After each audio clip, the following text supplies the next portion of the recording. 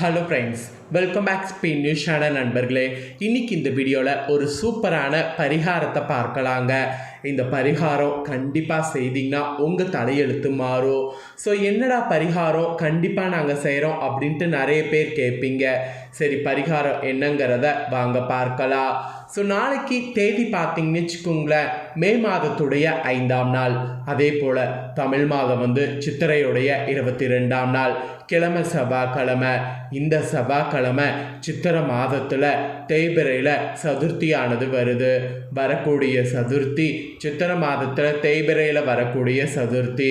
இந்த சதுர்த்திக்கு சங்கடகர சதுர்த்தி என்று பெயர். இந்த சங்கடகர சதுர்த்தியில் விநாயகருக்கு உகந்த சில முக்கியமான விஷயங்களை செய்ய வேண்டும். அவருடைய அருளால் நம்மளுடைய கஷ்டங்கள் தீரும். ஆக்சுவலி அவருடைய அருளால் நம்மளுடைய கஷ்டங்கள் எப்படி தீரும், என்ன பரிகாரம் செய்யணும் அப்படிங்கிறத தான் இந்த வீடியோவில் பார்க்க போகிறோம். ஸோ வீடியோ ரொம்பவே யூஸ்ஃபுல்லாக இருக்கும். அதனால் வீடியோவை ஃபுல்லாக பாருங்கள். நம்ம லைஃப்பில் நம்மளுக்குன்னு இஷ்ட தெய்வம் இருக்கும். அதில் எல்லாருக்கும் காமனாக இஷ்ட தெய்வமாக இருக்கிறது விநாயக பெருமான். விநாயக பெருமானை நினைக்காம எந்த ஒரு காரியமே செய்ய மாட்டோம். காலையில் எந்திரிச்சதுலேருந்து இரவு தூங்குற வரைக்கும் விநாயகரை ஒரு முறையாவது நினைப்போம். ஸோ விநாயகர் அந்த அளவுக்கு பிரசித்தி பெற்ற தமிழ் மாத கடவுள்களில் முதல் கடவுளாக திகழ்கிறார். அதாவது தமிழ் மாதத்தில் சித்திரை மாதத்தில் வளர்பிறையில் சதுர்த்தி வருவது எந்த அளவுக்கு சிறப்போ அது போல் தேய்பிரையில் வரக்கூடிய சதுர்த்தி ரொம்ப சிறப்பு. அதில் நாளைய செவ்வாய்க்கிழமை அதுமா தேய்பிரை சதுர்த்தியானது வந்திருக்கு. இந்த தேய்பிரை சதுர்த்தியில் விநாயகரை இந்த மாதிரி நெய்வேத்தியங்கள் கொண்டு வழிபாடு செய்தால் அவருடைய அருளால் நம்மளுடைய கஷ்டங்கள் எல்லாம் தீரும் என்பது குறிப்பிடப்படுது. ஸோ அவருடைய அருளால் என்ன நம்மளுடைய கஷ்டங்கள் தீர அவருக்கு என்ன பரிகாரம் செய்யணும் அப்படிங்கிற வழிமுறையை தான் இந்த வீடியோவில் சொல்ல போகிறேன். கடன் தீர பணம் சேர நாளைய சதுர்த்தியில் விநாயகரை இந்த பரிகாரத்தை செய்து வழிபாடு பெறுங்க. விநாயக பெருமானை வழிபாடு செய்வதன் மூலம் பலவிதமான நன்மைகள் நம்மளால் பெற முடியும் என்று கூறப்படுது. அதுலேயும் குறிப்பாக விநாயகருக்கு உகந்த தினங்களில் விநாயகர் வழிபாடு செய்யும் பொழுது அதிக அளவு பலன்கள் உண்டாகும் என்று கூறலாம். அந்த வகையில் விநாயகர் சதுர்த்தியானது நாளை நாள் செவ்வாய்க்கிழமையோடு சேர்ந்து வருகிறது. பொன் கிடைத்தாலும் புதன் கிடைக்காது என்று கூறுவாங்க. அதே போல் செவ்வாய்க்கிழமை செவ்வாய்க்கு உட்பட்ட ஒரு நாளாக இருக்குது.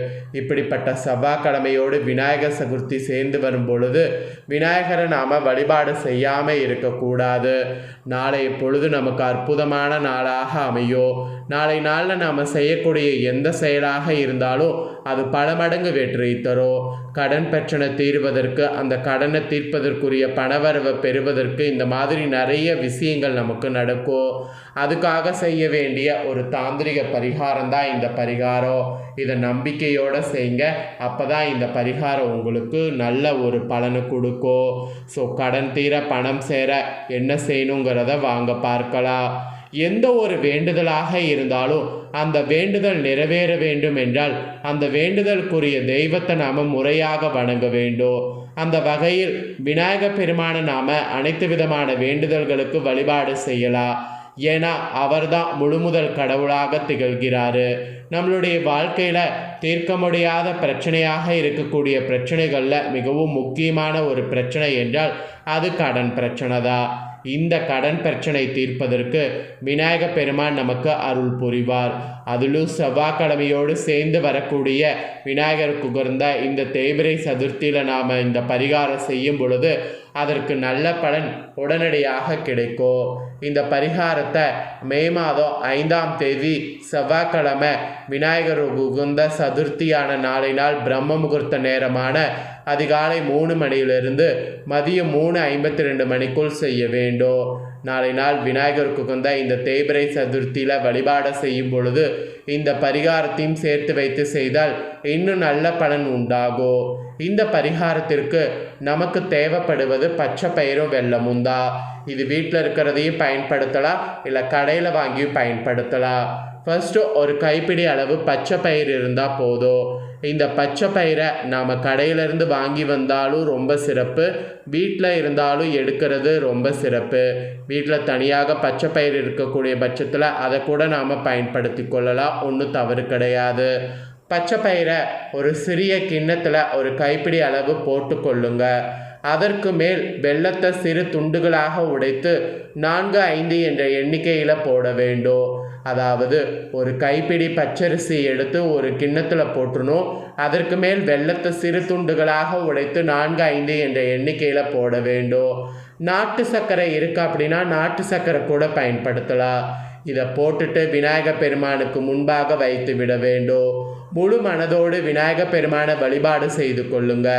இந்த பச்சை பயிறு வெல்லமும் மதியம் 3:52 மணி வரை அப்படியே விநாயகர் பாதத்துக்கு இருக்கட்டும். அதாவது விநாயகர் ஃபோட்டோக்கு முன்னாடி பாதம் இருக்குல்ல, அதுக்கு முன்னாடி இருக்கட்டும். அதற்கு பிறகு இந்த பச்சை பயிறு மற்றும் வெல்லத்தை எடுத்து மண்பாங்கான இடத்துல, எறும்புகள் அதிக வரக்கூடிய இடமாக இருக்கக்கூடிய இடத்துல அதை கொண்டு போய் அப்படியே பார்த்தீங்கன்னு வச்சுக்கோங்களேன் போட்டுட்டு வரணும். இப்படி செய்வதன் மூலம் உங்களுடைய கடன் தொடர்பான கர்ம வினைகள் அனைத்தும் தீர்வதோடு மகிழ்ச்சியான வாழ்க்கையை உங்களால் வாழ முடியும்.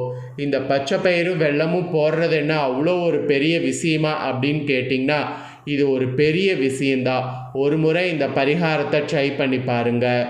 வாழ்க்கையை பாடாய்படுத்தி கொண்டிருக்கக்கூடிய கடன் பிரச்சனை தீர்வதற்கோ அடமானத்தில் இருக்கக்கூடிய நகையை திருப்புவதற்கோ இது உங்களுக்கு உதவியாக இருக்கும்.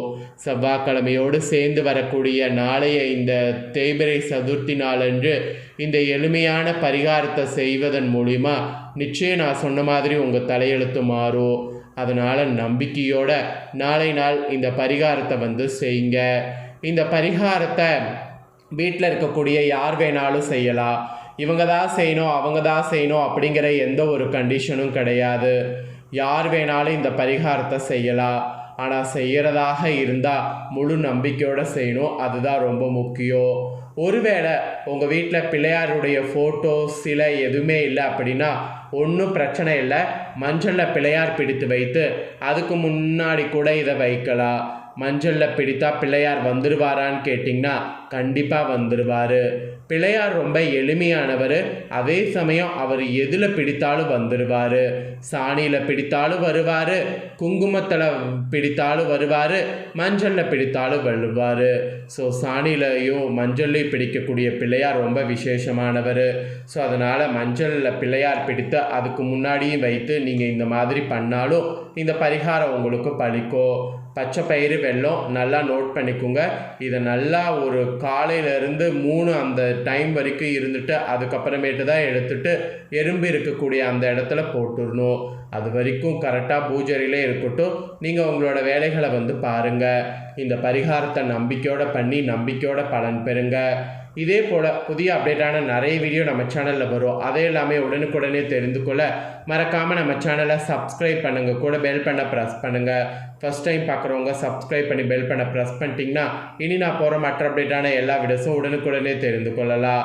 இந்த வீடியோவை உங்கள் ஃப்ரெண்ட்ஸ் ஃபேமிலிக்கும் ஷேர் பண்ணுங்கள். அவங்களும் இந்த முக்கியமான பரிகாரத்தை பார்த்து பயன்பெறட்டும். நெக்ஸ்ட் இதே போல் சுவாரஸ்யமாக வேறொரு வீடியோவில் உங்களை சந்திக்கிறேன். நன்றி.